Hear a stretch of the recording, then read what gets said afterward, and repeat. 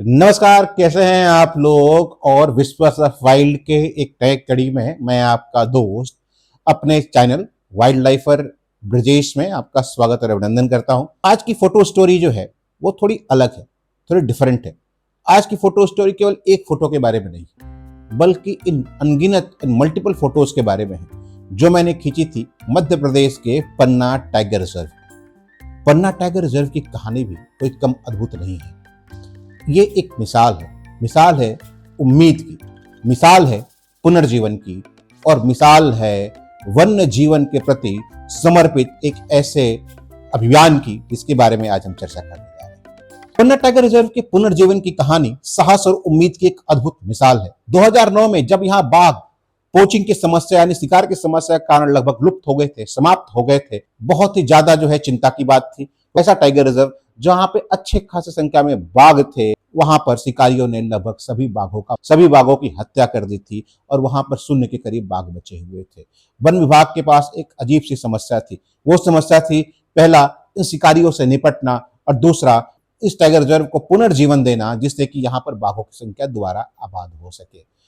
और इस समय वन विभाग की उम्मीद बनी वत्सला नाम की एक हथनी, जो इस टाइगर रिजर्व की सबसे जो है बुजुर्ग हथनी थी। उसी उम्मीद से उन्होंने एक प्रयास चालू किया।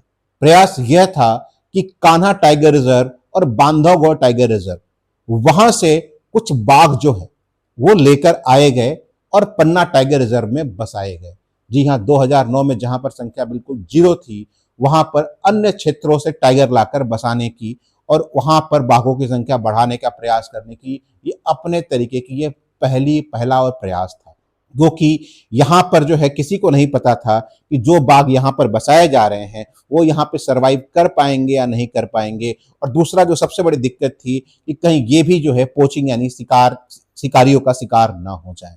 और आज यानी मैं 2026 की बात कर रहा हूँ, लगभग 80 से ज्यादा जो है टाइगर्स पन्ना रिजर्व में है, पन्ना टाइगर रिजर्व में है। पन्ना टाइगर रिजर्व एक बहुत ही खूबसूरत टाइगर रिजर्व है जो बसा है मध्य प्रदेश के केन नदी के तट पर, जो खजुराहो से मात्र 25 किलोमीटर की दूरी पर है। इसकी जो सीमाएं हैं वो पन्ना और छतरपुर जिले में फैली हुई हैं। ये एक अद्भुत टाइगर रिजर्व है जहां पर आपको जंगल के अंदर खूबसूरत केन नदी मिलती है और साथ ही साथ जो है यहाँ पर मिलते हैं बाघ, तेंदुआ, हिरन जैसी ऐसी कितनी प्रजातियां, जहां पर जाकर वन्य जीवन से प्यार हो जाएगा। तो चलिए बात करते हैं आज की कहानी एक फोटो स्टोरी की। पन्ना टाइगर रिजर्व ही एक ऐसा टाइगर रिजर्व है जिसने मेरे फोटोग्राफी के हॉबी को एक लाइफ लॉन्ग पैशन में बदल दिया था। बात है 2023 की। मैं अपने कुछ मित्रों के साथ पन्ना टाइगर रिजर्व के टूर पे गया हुआ था। ऐसा नहीं था कि ये मेरा पहला टूर था, लेकिन इससे पहले का टूर मेरा बहुत ज्यादा सफल नहीं हो पाया था।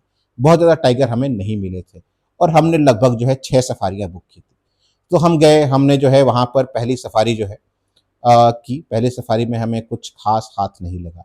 तभी हमें पता चला कि पन्ना टाइगर रिजर्व के मडला गेट के पास जो है क्षेत्र में निवास करने वाली एक टाइगर, जिसको जो है वहां के वन विभाग ने कोड दिया हुआ था P151, वो अपने बच्चों के साथ जो है वो अपने कप्स के साथ विचरण कर रही है। हम उनके तलाश में लग गए। हमें थोड़ी ही दूर पर अपने दूसरी सफारी में वो टाइग्रेस जो है अपने बच्चों के साथ नजर आई आती हुई। टाइग्रेस तो आ रही थी, लेकिन साथ ही साथ वहाँ बहुत सारी गाड़ियां लग गई थी। मेरी गाड़ी थोड़ी सी पीछे थी। मैंने फोटो खींचने की कोशिश की, लेकिन बहुत अच्छी और क्लियर फोटोग्राफ्स नहीं आ पाई। लेकिन एक ऐसी फोटो जो मैंने वहां पर खींची, आप सच मानिए कि मेरी जिंदगी की खींची हुई सर्वश्रेष्ठ फोटोग्राफ्स में से एक है। अगर आप क्वालिटी के तर्ज पर इसको तोलेंगे तो शायद ये फोटो इतनी अच्छी ना लगे, लेकिन अगर आप इमोशनल एंगल से देखेंगे तो एक टाइग्रेस की अपने बच्चे के प्रति ये लाड दिखाते हुए ये फोटो मेरी कब पसंदीदा फोटो बन गई मुझे पता ही नहीं चला। तो बात करते हैं आगे की। दूसरी सफारी हमारी यहीं समाप्त हो गई और उसके बाद हमें वो टाइगर नहीं दिखे। उसके बाद हमने तीसरी सफारी की, चौथी सफारी की और पांचवी सफारी की। तीसरी, चौथी, पांचवी सफारी में भी हमें वो टाइगर्स कहीं नहीं मिले। तभी अचानक हम जब रात को बैठ के डिस्कशन कर रहे थे कि हमें छठी वाली सफारी करनी चाहिए या नहीं करनी चाहिए, और लगभग हमने ये विचार बना लिया था कि छोड़ो यार, 5 सफारी हमारी वेस्ट चली गई, एक छोटी सी झलक हमें टाइग्रेस की मिली, उतने को ही हम जो है इसकी सफलता मानकर हम वापस चलते हैं और वहां पर अपने इस टूर को यहाँ समाप्त करते हैं, छठी सफारी नहीं करते हैं। लेकिन सडनली हमारे मन में विचार आया कि एक काम करते हैं, कर ही लेते हैं, मान लीजिए कुछ मिल ही जाए। क्योंकि हम ये भी सोच रहे थे कि अगर अपने बच्चों को लेके टाइग्रेस P151 बहुत दूर तो गई नहीं होगी, हो सकता है वो बच्चों के लिए शिकार की व्यवस्था करने गई हो, खाने की व्यवस्था करने गई हो और बच्चों को उसने वहीं कहीं छिपा दिया हो। हम जो है दोबारा गए, ये हमारी आखिरी सफारी थी, ये हमारी छठी सफारी थी और हमें नहीं पता था कि ये छठी सफारी मेरे जीवन को बदलने वाली है। मैं वाइल्ड लाइफ फोटोग्राफी जो अभी तक एक हॉबी और एक शौक की तरह पर पे ले रहा था, उसको एक पैशन के तौर पे कन्वर्ट करने वाली है। तो हम जब गए तो हमें हल्का सा स्ट्राइप दिखा, जो धारियां होती है ना टाइगर्स की पेड़ में छिपा हुआ, हमें हल्का सा दिखा। हम वहां रुक गए। वो वाटर बॉडी थी। हमें कहीं ना कहीं ये अंदाजा हुआ कि अगर P151 ने अपने बच्चे छोड़े होंगे शिकार पर जाने से पहले, तो एक सुरक्षित जगह पर छोड़ा होगा जहां पास में वाटर बॉडी होगी। तो जब हमें धारी दिखी तो हमें कहीं ना कहीं ये लगा कि ये बच्चे उसने पक्का यहीं छोड़कर ये गई होगी। हम वहां रुके, हम वेट करने लगे। तब तक झाड़ियों में मुझे हमें कुछ हिलता हुआ दिखा। हमें समझ में आ गया कि बच्चे तो उसने यहीं छोड़े। अब समय था इंतजार का। हम इंतजार करने लगे।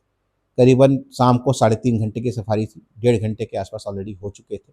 यानी कि 3 बजे जो शुरू हुई थी सफारी, 4:30 के करीब बज रहे थे। वहां पर हमें हल्का सा पेड़ के पास वो बच्चे खेलते हुए दिखे। हमने उनकी फोटोग्राफ्स ली और हम वेट करने लगे। तब तक जो है और बहुत सारी गाड़ियां आ गई और वहाँ बहुत ज़्यादा भीड़ लग गई। सभी लोग जो है, क्योंकि सबको पता था ये बच्चे निकलेंगे, लेकिन कब निकलेंगे ये नहीं पता था। अगर ये 6 बजे से पहले निकलते तो हमें फोटोग्राफ मिल जाती, 6 बजे के बाद निकलते तो हमें साथ फोटोग्राफ नहीं मिलती। हम वेट करने लगे। 4 बज गया, 4:30 बज गया, 5 बज गया, ये बच्चे नहीं निकले। वहीं पेड़ों के आड़ में जो है वो छुपकर खेल रहे थे। ज़्यादातर गाड़ियाँ चलेंगी, फिर भी कुछ गाड़ियाँ खड़ी रहीं। उसमें ज़्यादातर गाड़ियाँ फोटोग्राफर्स की थी, क्योंकि फोटोग्राफर्स के पास होता है पेशेंस। जैसा मैंने आपको पहले ही कहा, एक टूरिस्ट जो है वो जाता है जंगल सफारी में टाइगर ढूंढने, जबकि एक वाइल्ड लाइफ फोटोग्राफर है वो जाता है कहानी ढूंढने। सबको तलाश थी किसी न किसी कहानी की। हम भी रुक गए। समय हमें दिखाई दिया कि एक कप लगभग 8-9 महीने का होगा, वो सडन झाड़ियों से बाहर निकला और झाड़ियों से बाहर निकलकर वो वाटर बॉडी की तरफ आया। थोड़ी देर बाद हमें लगा कि यार वी गॉट द जैकपॉट। हमने फोटोग्राफ्स की खींचनी चालू की। वो आया, पानी में आ गया और उसने पानी पिया और पानी पीने के बाद वो पानी में उतर के खेलने लगा। तब तक दूसरा, तीसरा, जी हाँ, तीनों के तीनों जो है जो उसके कप थे, और इनफैक्ट थोड़ी देर बाद चौथा भी, वो निकल कर सभी पानी में आ गए। मेरी ज़िंदगी का सबसे बेहतरीन और सबसे खूबसूरत पलों में चारों टाइगर कप्स का एक साथ पानी में खेलते हुए दिखना था। अब क्या था, बस शटर पे शटर दबते चले गए, फोटो पे फोटो खींचती चली गई।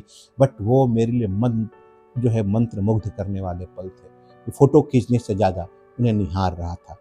उन्हें निहार रहा था कि वो किस तरह से आपस में खेल रहे हैं, उनकी बॉन्डिंग देख रहा था। और ये बॉन्डिंग देखते देखते देखते कब शाम के 6 बज गए पता ही नहीं चला। हमने मल्टीपल फोटोग्राफ्स खींचे। हमने मल्टीपल जो है हमने हमने पूरे के पूरे, हमने लगा कि हम 2 करीब कार्ड्स मैंने जो है उस पर चेंज किए होंगे। 2 बार हमने बैटरी चेंज की होगी। मेरे पास कोई बहुत अच्छा उस वक्त लेंस हुआ नहीं करता था। मेरे पास जो है एक जूम लेंस था, उससे मैंने सारे फोटोग्राफ्स लिए। तो मैंने कहा ना कि ये जो टूर था पन्ना टाइगर रिजर्व का, उसने एक ही काम किया। उसने हॉबी के तौर पर जो मेरी वाइल्ड लाइफ फोटोग्राफी चालू हुई थी, उसे एक पैशन कन्वर्ट कर दिया। और उसके बाद तो पन्ना टाइगर रिजर्व के मेरे अनगिनत टूर लगे, जिनकी कहानियाँ फिर कभी मैं आपको सुनाऊंगा। और उसके अलावा पन्ना टाइगर रिजर्व के सर्वाइवल की कहानी। तब तक मिलते हैं अगली बार एक नए फोटो स्टोरी में। तब तक थैंक यू वेरी मच। और हाँ, अगर आप यूट्यूब पे हमारे चैनल को देख रहे हैं तो उसे सब्सक्राइब ज़रूर कर दीजिएगा। अगर आप इंस्टाग्राम या फेसबुक पर देख रहे हैं तो फॉलो कर दीजिएगा। अगर आप इंस्टाग्राम या फेसबुक से यूट्यूब पे जाकर भी आप हमें सब्सक्राइब कर सकते हैं, या यूट्यूब से इंस्टाग्राम पे जाके हमें फॉलो कर सकते हैं। चलिए मिलते हैं जब तक एक नई कहानी में, एक नई कड़ी में। Thank you.